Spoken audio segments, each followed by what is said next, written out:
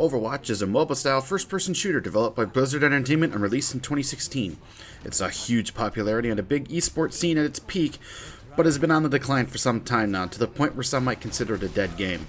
Now, I used to play this game a lot. I racked up nearly 1,000 hours on the game, and I've been playing since competitive Season 3. However, for me personally, I just haven't had fun with the game since the Retribution event in 2018. So today I wanted to take a look at what happened to Overwatch and if it might still have a future, in my opinion.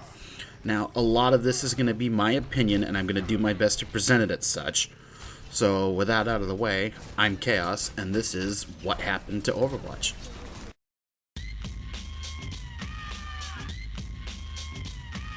When you ask someone what went wrong in Overwatch, they'll probably tell you that the balancing helped kill the game. The dev team has repeatedly made very questionable decisions in the name of balancing on top of very infrequent updates. And unfortunately, when the game does update, a lot can change and it can completely shift the balance of the game. Two examples come to mind for me. The first being Mercy. If you know this game at all, you know exactly what I mean.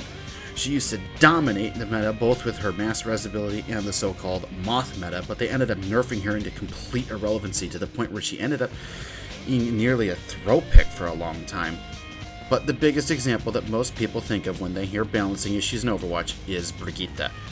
When they added her, she ended up leading to the infamous GOATS meta, which arguably killed the esports scene. It was boring to play and boring to watch. Despite several attempts to buff other characters to counter GOATS, they ended up having to go for the nuclear option and just enforce a 2-2-2 roll kill to force it to go away.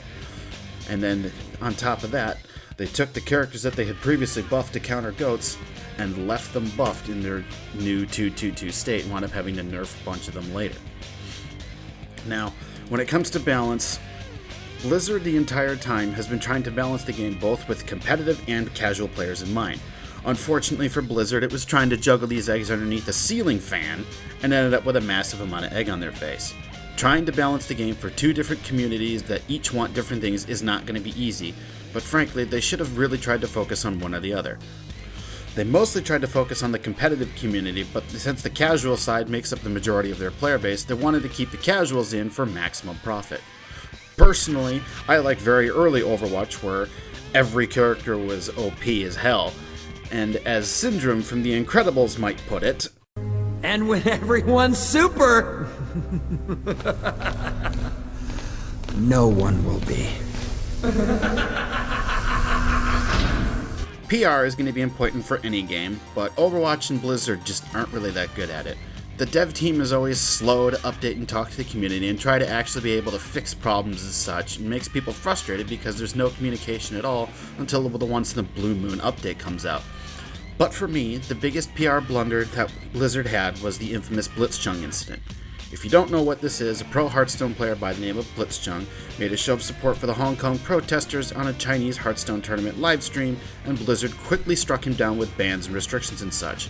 The community was absolutely furious with the way this was handled, and the Overwatch community responded by taking the character Mei, who is Chinese, and turned her into a symbol for the Hong Kong protest, with the seeming mindset being to try to force Blizzard to either A, remove her for the game to keep their operations in China, or B, risk having the game become banned in China. However, all this ultimately accomplished was making a meme that died out fairly quick. Blizzard later gave a BS YouTuber-style apology that doesn't actually address or, acknowledge any wrongdoing, and quickly and seemingly conveniently announced Overwatch 2. Which the timing is still a bit suspicious for me. However, with Overwatch 2, since the multiplayer is going to be shared with Overwatch 1, basically all it really is a version 2.0 update with an optional PvE expansion pack that I somehow suspect they're going to be willing to charge $60+ for. Overwatch's community is an odd one. At time of writing, however, the only part of it that I seem to notice actually being active is the Rule 34 side of it, which is kinda sad.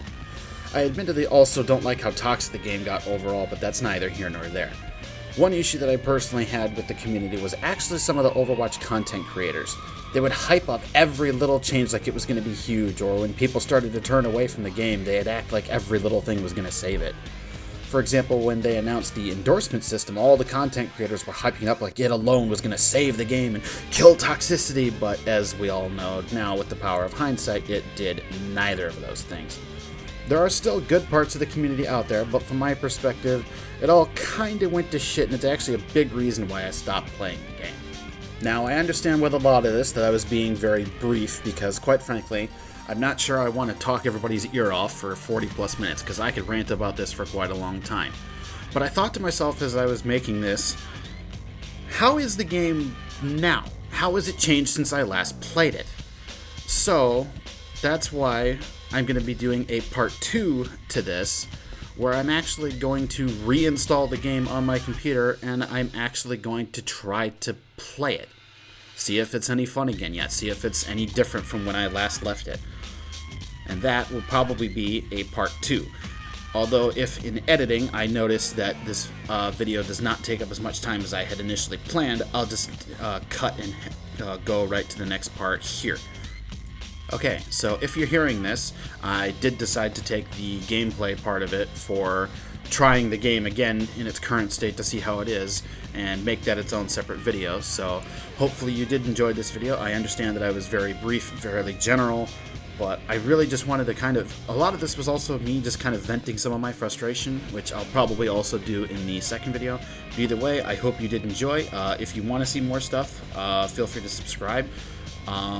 I am going to try to start making a bit more regular stuff now that I have a bit more time on my hands, so hopefully I'll see you in the next video. See ya!